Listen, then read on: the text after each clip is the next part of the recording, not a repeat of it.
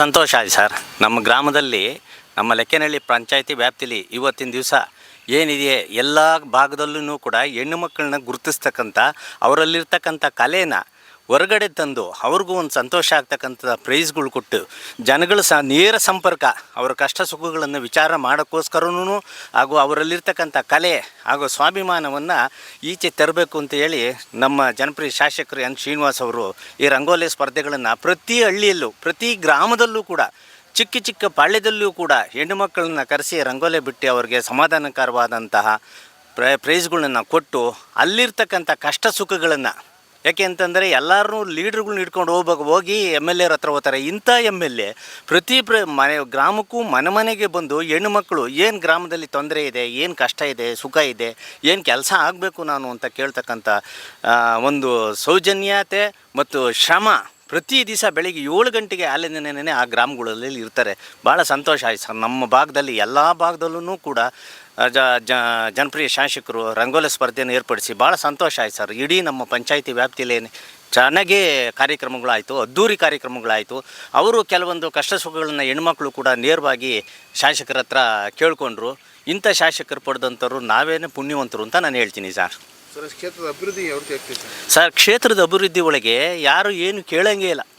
ನಾನಾ ಪ್ರಾಧಿಕಾರದಿಂದ ಎಲ್ಲ ಮಿನಿಸ್ಟ್ರಿ ಯಾರ್ಯಾರು ಪ್ರಾಧಿಕಾರದಲ್ಲಿ ಹಣ ಇದೆ ಆ ಹಣದಿಂದ ತಂದು ಸಾವಿರಾರು ಕೋಟಿ ದುಡ್ಡು ತಗೊಂಬಂದು ಈ ನಮ್ಮ ನೆಲಮಂಗಲ ಕ್ಷೇತ್ರಕ್ಕೆ ಅಭಿವೃದ್ಧಿ ಕಾರ್ಯಗಳನ್ನು ಯಾವ ಮಂತ್ರಿಗಳು ಕೂಡ ಮಾಡೋಕ್ಕಾಗದಿಲ್ಲದಂತಹ ಅನುದಾನವನ್ನು ತಂದು ಕೆಲಸ ಕಾರ್ಯಗಳು ಮಾಡ್ತಾರೆ ಸರ್.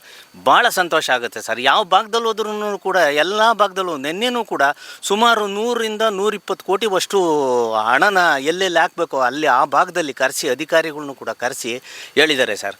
ಅದೇ ಅಲ್ಲದೇನೆ ಏನು ನಕಾಶೆ ರಸ್ತೆಗಳು ಏನು ಪೋಡಿ ಆಗಬೇಕಾಗಿತ್ತು ಎಲ್ಲಿ ಹೇಳಿದ್ರೋ ಅದೇ ಭಾಗದಲ್ಲೇನೇ ಇಮ್ಮಿಡಿಯೇಟಾಗಿ ಅಧಿಕಾರಿಗಳನ್ನ ಕರೆಸಿ ತಹಸೀಲ್ದಾರ್ ಸಾಹೇಬ್ರನ್ನೂ ಕರೆಸಿ ಸ್ಪಾಟಿಗೆ ನೋಡಿ ಇಂತಿಂಥ ಕೆಲಸಗಳು ಆಗಬೇಕು ನನಗೆ ಅಂತ ಹೇಳಿ ಖಡಕ್ ಸೂಚನೆ ಅಧಿಕಾರಿಗಳಿಗೂ ಖಡಕ್ ಸೂಚನೆ ಕೊಟ್ಟು ಸಾರ್ವಜನಿಕವಾಗಿ ನಿಂತು ಕೆಲಸ ಮಾಡ್ತಕ್ಕಂಥ ವ್ಯಕ್ತಿ ಅಂತಂದರೆ ಎನ್ ಶ್ರೀನಿವಾಸ್ ಸರ್. ಎಲ್ಲ ಜನ ಮೆಚ್ಚಿದ ಮಗ ಆಗೋಗ್ಬಿಟ್ಟಿದ್ದಾರೆ. ಹಳ್ಳಿಯಲ್ಲೂ ಜನ ಮೆಚ್ಚಿದ ಮಗ ಆಗೋಗ್ಬಿಟ್ಟಿದ್ದಾರೆ. ಅಂಥ ಕೆಲಸ ಕಾರ್ಯಗಳನ್ನ ಮಾಡ್ತಾಯಿದ್ದಾರೆ. ಭಾಳ ಸಂತೋಷ ಸರ್. ನಮಗಂತೂ ಏನು ಹೊಸ ಸರ್ಕಾರ ಬಂದಿದೆ ಡಿ ಕೆ ಸಾಹೇಬ್ರದ್ದು. 45 ವರ್ಷಗಳಿಂದ ಶ್ರಮ ಬಿದ್ದಂಥ ನಮ್ಮ ಡಿ ಕೆ ಸಾಹೇಬರು ಇವತ್ತಿನ ದಿವಸ ಈ ರಾಜ್ಯದ ಈ ನಾಡಿನ ಮುಖ್ಯಮಂತ್ರಿ ಆಗಿದ್ದಾರೆ.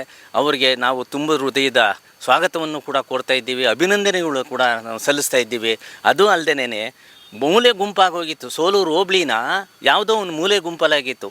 ರಾತ್ರಿ ಹಗಲು ದುಡ್ದು ನಮ್ಮ ಶಾಸಕರು ಎನ್ ಶ್ರೀನಿವಾಸ್ ಅವರು ಕ್ಯಾಬಿನೆಟ್ಟಲ್ಲಿಕ್ಕಿ ಅದನ್ನು ಅಪ್ರೂವಲ್ ಮಾಡಿಸಿ ಯಾರೇ ಅಡೆತಡೆಗಳು ಎಷ್ಟು ಜನ ಅಡೆತಡೆಗಳು ಮಾಡಿದ್ರೂ ಕೂಡ ಅದನ್ನು ಲೆಕ್ಕಿಸಿದೇನೆ ಜನರಿಗೆ ಇವತ್ತು ರಾಜಧಾನಿಗೆ ಸೇರ್ಕೊಂಡಿದೆ. ಬೆಂಗಳೂರಿಗೆ ಸೇರ್ಕೊಳ್ತಕ್ಕಂಥ ಸೋಲೂರು ಹೋಬಳಿ ಆಯಿತು. ರಾಜಧಾನಿ ಇದರಲ್ಲಿದೆ ಇವತ್ತಿನ ಬೆಲೆ. ಅದರಲ್ಲದೇನೆ ಕೂಡ ಒಂದು ಸ್ವಾಭಿಮಾನತೆ ಸೋಲೂರಿಗೆ ಅನುಕೂಲ ಆಯಿತು. ನಮ್ಮ ಮುಕ್ತಿ ಕೊಡ್ತು ಸೋಲೂರು ಹೋಬಳಿಗೆ ನೆಲಮಂಗಲ ಸೇರಿಸ್ಕೊಂಡು ಅಂತ ನಾನು ಶಾಸಕರಿಗೆ ಎಲ್ಲರ ಪರವಾಗಿ ನಾನು ಅಭಿನಂದನೆಯನ್ನು ಸಲ್ಲಿಸ್ತಾ ಇದ್ದೀನಿ ಸರ್.